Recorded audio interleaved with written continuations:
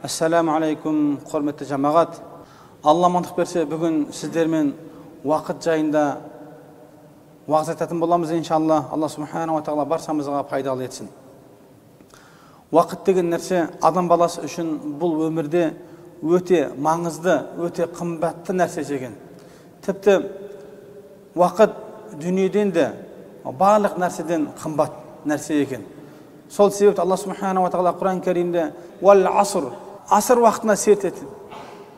«Иннал инсана лафи хуср» адам баласының барлығы зиянда, өкініште дейді. «Иллаллазина аману ва амилус салихат» тек қана Аллаға иман келтіріп және ізгі амал жасағандар, «Ва тавасау бил хақ» хаққа бірін-бірін өсиеттегендер, «Ва тавасау бис сабр» және бірін-бірін сабырлыққа шақырғандар дейді. Қараңыздар, Алла субхана ва тағала асыр уақытына серт етті. Және де төрт тайпалы адамнан басқасының барлығы зиянда екендігін айтып жатыр. Ең бірінші Алла субхана ва тағалаға иман келтіру. Бұл өмірде маңызды нәрсе. Бұл Алла субхана ва тағалаға иман келтіру екен. Біз уақыттарымызды неге сарыптауымыз керек? Алла субхана ва тағала осы аятта айқын айтып қойды. Ең алдымыз Аллаға иман келтіруіміз керек. Аллаға еш нәрсені серік қоспауымыз керек. Алла тағаланы жалғыз деп білуіміз керек. Және де ізгі амалдар жасауымыз керек. Ізгі амалдар бұл біздің осы уақыттарымызды толдыратын нәрсе. Біз баршамызға белгілі, уақыт сондай нәрсе, бүгінгі өткен нәрсені, кешегі күнін ешкім қайтара алмайды. Адамдар болады, адамдар үш түрлі болады дейді. Ең бірінші өткенмен өмір сүретін адамдар дейді. Олар жастары үлкейіп, мүмкін өткен шақтарын жиналыстарда, отырыстарда бірін-біріне айтып отырады. Жас кезде мен осындай тірліктер жасағанмын деп, өзінің күнә жұмыстерін, немесе істеген бір жаман іс-әрекеттерін айтып отыруы мүмкін дейді. Алайда мұсылман адам олай емес, сол бос уақыттарын осы ізгі амалдармен толтыру керек екен. Өйткені кім уақыттарын ізгі амалмен толтыратын болса, иншалла бұл зиянға ұшыраушылардан болмайды екен. Және де бұл аятта «Ва тавасау бил хақ» бірін-бірін ақиқатқа шақыратындар, бірін-бірін ақиқатқа өсиет қылатындар. Жамандық жасап жатса, жамандықтан қайтарып, жақсылыққа шақыратындар дейді. «Ва тавасау бис сабр» енді кей кезде әртүрлі қиындықтар болады. Сол қиындықтарға сабыр етуге шақырушылар дейді. Осы төрт нәрсе кімнің бойында болатын болса, иншалла ол адамдар екі өмірдің бақытына қол жеткізеді екен. Ғұламаларымыз айтады, мына өмірдің мысалын келтіреді. Мына өмір бір егін сияқты. Бұл егіннің жемісін бұл өмірде көрмейміз дейді. Бұл егіннің жемісі ақыретте алынады дейді. Кім қандай егін егетін болса, сол еккен егіннің жемісін қияметте алады дейді. Алла субхана ва тағала Құран кәрімде былай дейді: وهو الذي جعل الليل والنهار خلفة لمن أراد أن يذكر أو أراد شكورا. Алла субхана ва тағала осы аятта айтып жатыр. Ол Алла тағала дейді. Ойланып, ғибрат алуды және шүкірлік етуді қалайтындар үшін күндізбен түнде бірінің соңынан бірін жүретін қылып қойды дейді.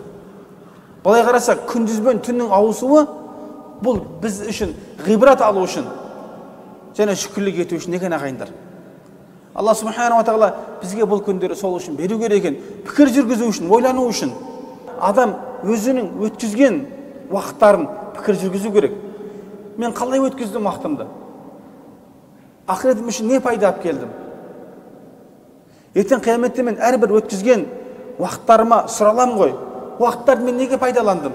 Алла субхана ва тағала бұл өмірге мен не үшін жаратты? Адам пікір жүргізу керек дейді. Және пайғамбарымыз саллаллаху алейхи ва саллям бір хадисінде келеді. Қиямет күні адам баласының қадамы қозғалмайды. Адам баршамызға белгілі, баршамыз қияметте тірілеміз. Тірілген уақытта адамдар орнынан қозғала алмайды дейді. Төрт нәрсеге жауап бермейінше дейді. Ең алдымен адам бүкіл өмірі жайында сұралады. Былай айтқан уақытта адамның бүкіл өмірінен жалпылай есеп қылынады екен. Соған жауап береді екен. Және де өзінің жастық шағынан ерекше сұралынады екен. Жастық шақты неге сарыптадық? Біз баршамызға белгілі адамның жастық шағы кішкентай уақытта жаттауға да, барлық нәрсені қабылдауға да, қандай іс-әрекет болса да жасауға мүмкіндігі бар уақыт ағайындар. Жас кезде адамның денсаулығы да өзі ерекше болады, күшті болады. Міне сол уақыттан ерекше біз сұралынады екенбіз. Және де алған біліміміз жайында сұралынады екенбіз. Білімді қалай алдық? Кім үшін алдық? Не үшін алдық? Және білімге қалай амал жасадық? Сол үшін сұралынады екенбіз. Және төртінші нәрсе бұл адам баласының дүниесі жайында сұралынады. Тапқан табысы жайында сұралынады. Табысын қандай жолмен тапты? Алла тағала адал қылған дінімізде көрсетілген жолмен тапты ма? Алайда дұрыс емес жолмен тапты ма?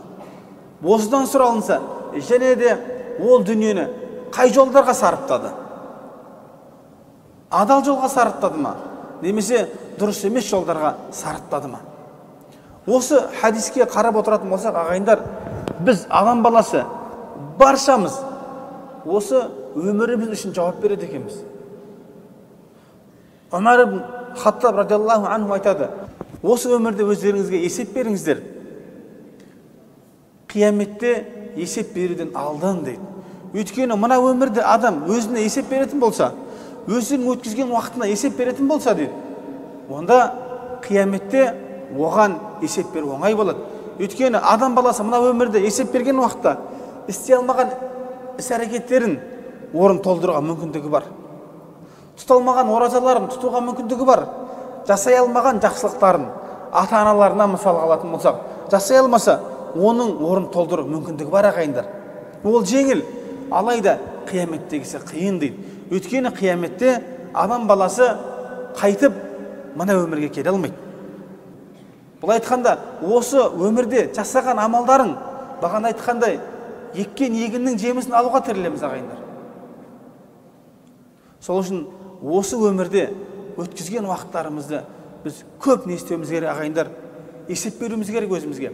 Мысалы, адам баласын бір алдайтын нәрсе, адам баласы әрқашанда өзінің жасаған жақсы ізгі амалдарын есептеп жүреді. Жасаған күнә іс-әрекеттерін есептемейді екен ағайындар. Адам баласы таразы тең болу үшін, таразы деген нәрсе баршамызға белгілі, таразының екі жаны бар, екі құлағы болады. Өлшемді білу үшін. Сол секілді адам баласы өзінің жақсы амалы мен жаман амалын таразылап жазып жүретін болса, иншалла оның жаман амалдары азайып, жақсы амалдары көбейіп кетеді. Алайда жаман амалдарын естемей, оларға есеп берместен, тек қана өзінің жасаған жақсы ізгі амалдарын есептеп жүретін болса, жаман амалдарын көрмей қалады ағайындар. Сол үшін адам баласы әрқашанда есеп берген уақытта жақсы амалдарына да, жаман амалдарына да есеп беру керек. Таңертең кешке ұйықтар алдында мен бүгін не істедім? Қандай амал істедім? Ертең қияметте маған пайда келдіретін, қияметте мені дозақ отынан құтқаратын қандай амал істедім? Ертең ұлы жаратушы Алла тағаланың жүзіне қарауға, ал жанында тұрғанда ұялмай жүзіне қарауға жарасты бір амал жасадым ба деп адам өзіне есеп беру керек. Қазақ айтады ғой, есебі бар дос айырылмас дейді. Бұл дос жайында айтылып жатыр. Алайда біз де өзіміздің өмірімізді есептейтін болсақ, иншалла біз қателікке бара қоймаймыз ағайындар. Сол үшін біздің өміріміздің барлығы шектеулі. Біз көпшілігіміз білеміз. Мұна өмір қысқа екендігін білеміз. Біз айтамыз, егер мен уақытым болғанда мынандай амалдар жасайтын едім, егер менің уақытым болғанда былай істейтін едім, егер менің жастық шағым келгенде былай істейтін едім деп, біз әртүрлі пікірлер айтамыз, өзіміздің ойларымызды айтамыз. Алайда ойлаған кезде, бірақ өмірді сарыптаған кезде, өмірді уақытта жұмсаған уақытта, біз уақытты аяқталмайтындай, оның соңы жоқ секілді сарытпайды екенбіз. Уақыттың соңы келген кезде біз ойланып қалады екенбіз да. Сол үшін Алла субханаху ва тағала Құран кәрімде былай дейді: Я айюхаллазина аману ла тулхикум амвалукум ва ла ауладукум ан зикриллах. Ей иман келтірген мұмындар, сіздерді малдарың, дүниелеріңіз, мал дүниелеріңіз, бала шағаларыңыз Алланы зікір етуден, Алланы естеуден тосып қоймасын дейді.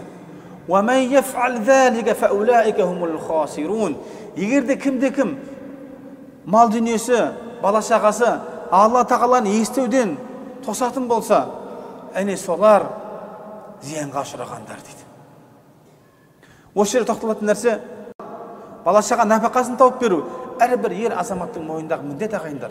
Алла субхана ва тағала Құран кәрімде Раббана атина фид дуния хасана, ей Раббымыз, бізге осы өмірдің жақсылығын берген, ва фил ахирати хасана, бізге ақыреттің жақсылығын берген, ва қина азабан нар, бізді дозақ отынан сақтағын деп дұға қылуды Алла тағала Құранда бізге үйретіп қойды. Қараң, бұл дүниенің жақсылығы не? Денсаулығың жақсы болса, әл-ауқатың жақсы болса, бала шағаң жақсы киініп, жақсы жүрсе, қатарынан артта қалмаса, дүниең болса, мысалы үшін үйіңе қонақ шақыра алсаң, мешіт салуға мүмкіндігің болса, халыққа көмектесуге, туысқандарыңа көмектесуге шамаң келетін болса, бұл нұр үстіне нұр ағайындар. Бұл жерде айтылып жатқан нәрсе, дүниенің артынан кетіп, бала шағаның артынан кетіп, Алла тағаланы ұмытып қойды айтып жатыр ағайындар. Алланы ұмытуға біздің хақымыз жоқ. Өйткені біз ұмытқанмен Алла субхана ва тағаланың жанына баруымыз біздің бұл ақиқат нәрсе ағайындар. Осы аяттың жалғасында айтады: "Ва анфиқу мимма разақнакум мин қабл ан яътия ахадакумул маут" дейді. Сіздер, Алла субхана ва тағала сіздерге рызық қып берген нығметтен тиісті орындарға беріңіздер, садақаларыңыз, зекеттеріңізді беріңіздер дейді. Қай уақытқа дейін? Қабл ан яътия ахадакумул маут, сіздердің біріңізге өлім келуден алдын дейді. Егер сіздің біріңізге өлім келетін болса, ол айтады дейді: "Ей Раббым, қане еді мені бір уақытқа артқа өмірімді кешіктірсең, сәл ғана өмірім ұзарттырсаң, мен садақа берер едім" деп айтады дейді. Бұл жерде қараңыздар, айтым келіп тұрған нәрсе, адам баласы басына іс түскен уақытта, басына бір қиындық келген уақытта, егер де менің мүмкіндігім болса, мен осылай жасар едім деп не істейді? Адам баласы ойланады. Адам соны қалайды. Алайда мына өмірде мүмкіндігі бар. Алайда өлім келген уақытта немесе қияметте оның орын толмайды екен ағайындар. Сол осы өмірде істеген іс-әрекетпен біз есепке тартылады екенбіз. Сол үшін ағайындар, уақытқа өте мән берейік. Уақытымызды босқа кетірмейік. Уақытымызды Алла тағалаға да, Алла тағала үшін арнайық. Дүниеміз үшін де арнайық. Алла тағала үшін де арнайық. Пайғамбарымыз саллаллаху алейхи ва саллям айтады: "Момын адам дүниесі үшін ақыретін тастамайды, ақырет үшін дүниесін тастамайды" дейді. Екеуі бірдей келген уақытта ақыреттің амалын жоғары қояды дейді. Өйткені ақыреттік өмір ол мәңгілік өмір ағайындар. Сол үшін мұсылман адам екі дүниені бірдей алып жүру керек. Пайғамбарымыз саллаллаху алейхи ва саллям жаңа бір хадисінде айтады: "Ниъматани мағбубун фихима касирун минан нас" дейді. "Ас-сиххат вал фарағ" дейді. Адамдардың көпшілігі ұтылатын екі нығмет бар дейді. Қадірін жете бермейтін екі нығмет бар дейді. Оның бірі денсаулық болса, екіншісі бос уақыт дейді. Қараңызда, Пайғамбарымыз саллаллаху алейхи ва саллям бұл хадисінде де бос уақытты адамдардың көбі қадірін біле бермейтін амалдардан екендігін айтып жатыр. Адам баласы дені сау болса, қолы бос болмауы мүмкін, уақыты болмауы мүмкін. Адам баласының уақыты болса, денсаулығы болмауы мүмкін ағайындар. Кей кез адамдарды көресің, уақыты көп, алайда денсаулығы жоқ. Білім алғысы келеді, білім ала алмай, денсаулығы көтермейді. Мешіттерге намазға барғысы келеді, бірақ жүре алмайды. Алайда Алла субхана ва тағала бізге бос уақытты да, нығметті де бізге денсаулықты да беріп қойды ма, біз бұл нәрсенің қадіріне жетуіміз керек ағайындар. Және Пайғамбарымыз саллаллаху алейхи ва саллям хадисін қараңыздар: "Иғтаним хамсан қабла хамсин" дейді. 5 нәрсе келмей тұрып, 5 нәрсені пайдаланғын, ғанимет білген.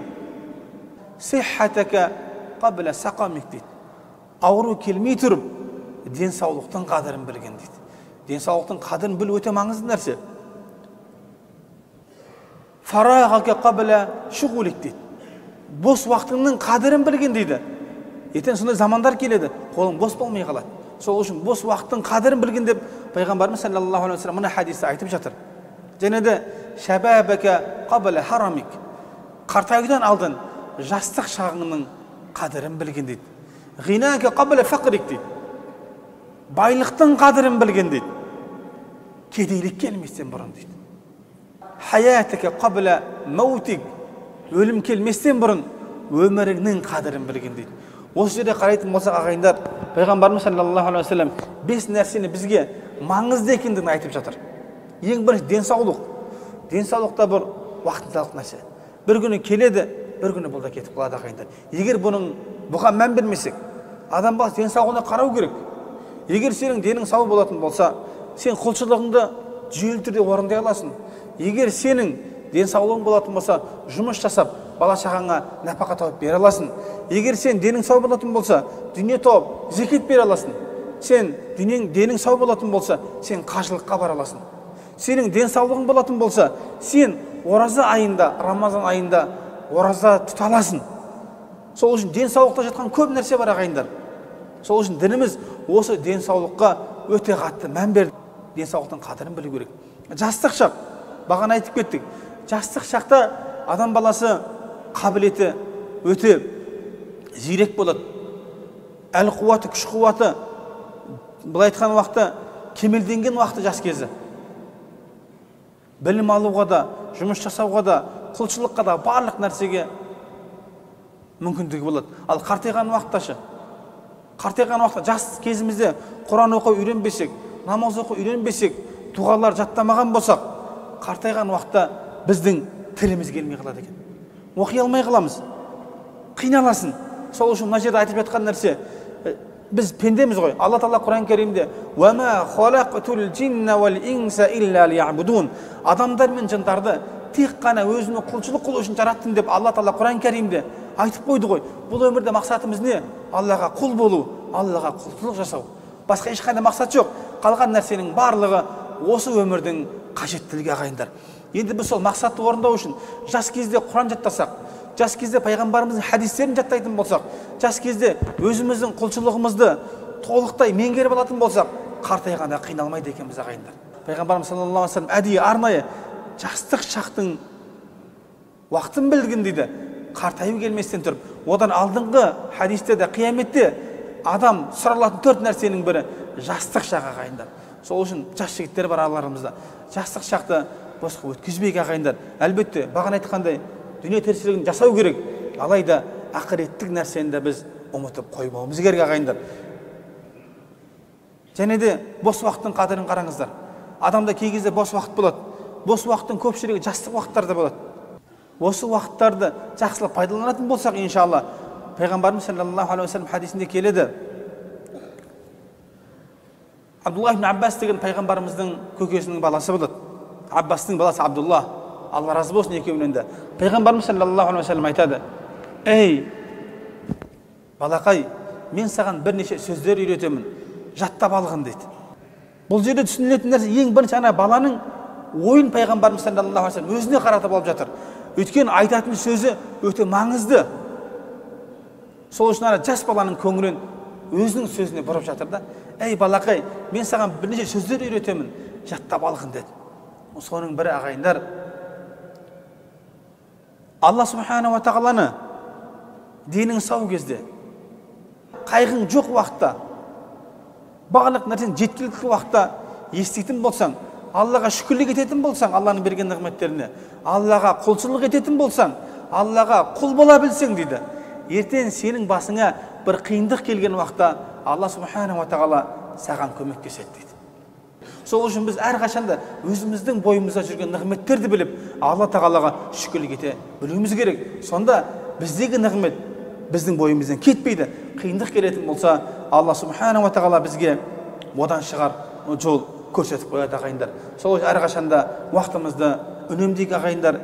Енді бізге уақытты үнемдеуге көмектесетін амалдар бар ағайындар. Қысқаша айтып кететін болсақ, оның ең бірі Алла тағалаға бойсыну, Алла тағаланың әмір еткен бұйрықтарын орындау. Біз баршамызға белгілі, адам баласы осы өмірде өзінің уақытын тәртіпке келтіретін болса, реттейтін болса, ол адамның өмірінде береке болады.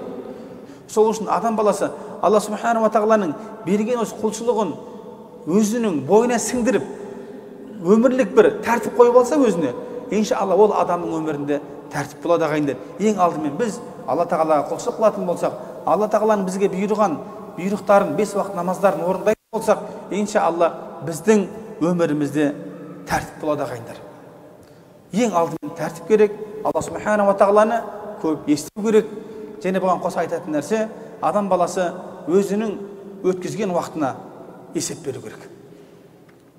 Өйткені біз баршамызға белгілі, Алла субханала тағала Құран кәрімде айтады: وَمَنْ يَعْمَلْ مِثْقَالَ ذَرَّةٍ خَيْرًا يَرَهُ وَمَنْ يَعْمَلْ مِثْقَالَ ذَرَّةٍ شَرًّا يَرَهُ.